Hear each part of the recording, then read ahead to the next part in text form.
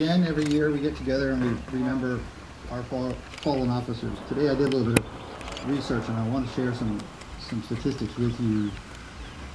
As Lou said, we had a very bad year last year for losing officers in line of duty, and this year it's not starting out that great either. So far, in 2012, nationally 14 law enforcement officers have been killed due to criminal actions. Of those 14, 3 of them were performing traffic pursuits or traffic stops. 2 of them were investigating suspicious persons or suspicious circumstances. 2 of them were killed during burglary investigations. 2 of them were killed during drug-related investigations. 2 of them were ambushed. 2 were attempting other arrests when they were killed. And 1 officer was killed while handling a prisoner of those 14. 6 deaths occurred in the south, 5 in the west, 1 in the northeast, and 2 in Puerto Rico. Firearms were used in 12 of the 14 killings. 1 officer was killed with a knife. 1 officer was slain with a car, run down with a car. This statistic bothers me the most. Only 5 of the 14 officers killed were wearing protective vests. This is the 18th week of 2012. At this rate, we are losing 0.8 officers per week. That's close to 1 officer every week nationally being killed in the line of duty by felonious assault. This does not count officers being killed in accidents. Last year, 2011, as Lou said, for the first time since records have been kept on police officer death, felonious murders of police officers exceeded deaths of officers due to accidents. It was the first time since they've been keeping records. We are policing in different times. Even though reported crimes in the U.S. are down, assaults on police officers are higher than ever.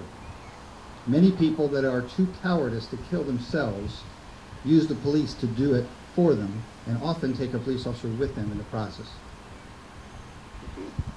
We have to go to work every day and every night with this thought in our minds. We are policing in emotionally difficult times. Nothing is routine, and no call we go on is without risk. Now more than ever, we must watch out for each other and take extra precaution to ensure that we go home safe at the end of our tour of duty. Memorials like these are so important, and we should never stop doing them. We should never stop remembering those who have given their lives in the service to their communities. And we should never stop learning from the lessons they taught us in their deaths. With every police officer death, there is a lesson. No police officer dies in vain. If their death taught another police officer something that saves their life someday or saves the life of their partner. As police officers, we raise our right hand, and we agreed to put ourselves in harm's way to serve and protect our community from evil.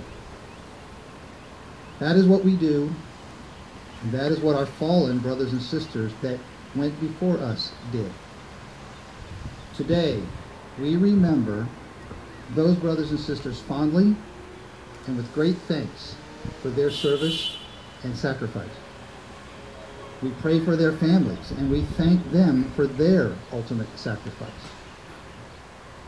And we ask God to watch over the men and women who still serve our streets and our communities across this nation. Thank you.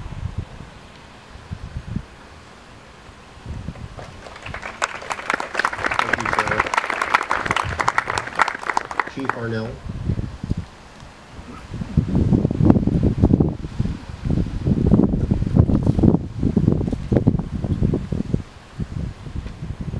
An open letter to our fallen brothers and sisters. To Kurt, Darla, Norm, Dick, Jean, and to all of our brothers and sisters who paid such a heavy price to protect us all. We're here again, here together to remember the sacrifice you made.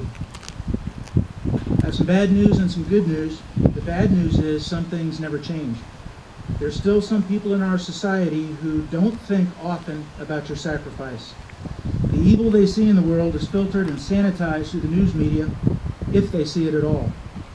We see it as you did, raw and ugly, day in and day out. Some of these people think that getting injured or even sacrificing a life is unfortunate, but a risk that criminal justice professionals must accept or be prepared for. We don't agree. The good news is, we'll never let you be forgotten. We owe it to you as your brothers and sisters. We'll be here every year to tell everyone that will listen, you continue to be one of us, and you continue to make a difference. It's important that you and your family members understand something. Your passing had a meaning, and it still does. We think about you often. We understand that on the day that each of you made the ultimate sacrifice, you got up expecting a normal day, just as each of us did this morning. We get the fact that it could happen to any one of us at any time. On behalf of our profession and the vast majority of our public, we thank you. We thank you for giving it all up for us. We also thank your families who so graciously shared you with us and were relegated to the remainder of their lives without you the day they lost you. We all miss you. We'll all gather again as your family to talk to you again next year. In the meantime, you'll continue to walk with each of us. Thank you.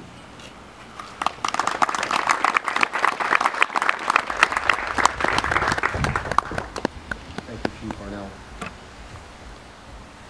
Colonel Snyder.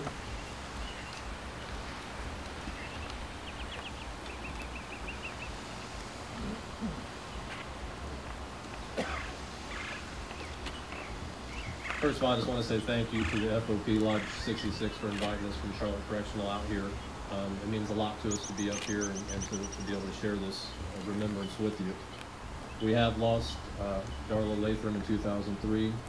We also lost Donna Fitzgerald in 2008. Unfortunately, we have Greg Malloy, Colonel Malloy, on the list this year, who was gunned down in pursuit of a fleeing suspect in North Florida. And in March of this year, we lost Sergeant Reuben Thomas at Columbia CI. Every year that we talk and we come up here and we remember these lost officers, we have to remember exactly what the chief said and what the sheriff said. This is a learning experience for all of us. These officers go down in memorial, and we think about them. We think about their families. We try our best to take care of each other, brothers and sisters in law enforcement, as well as the families. But we have to teach everybody that we work with and around us that we're not invincible, and that every day we do go to work, we think that we're getting up just for another day.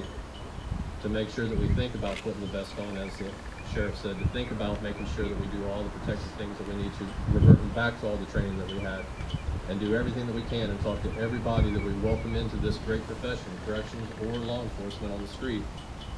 Welcome them in and teach them everything that we can do to keep each other safe and the public safe. I think Charlotte County and the city of Punta Gorda could have no better leaders than what we have sitting up here with Sheriff Cameron and Chief Arnell. I think this community is one of the safest and the best ran when it comes to law enforcement. And I just think it's great that we all can be here and remember these officers that lost their lives, but again, to pull together and to think about this day and to think about those families that gave the sacrifice of losing their loved ones. Thank you.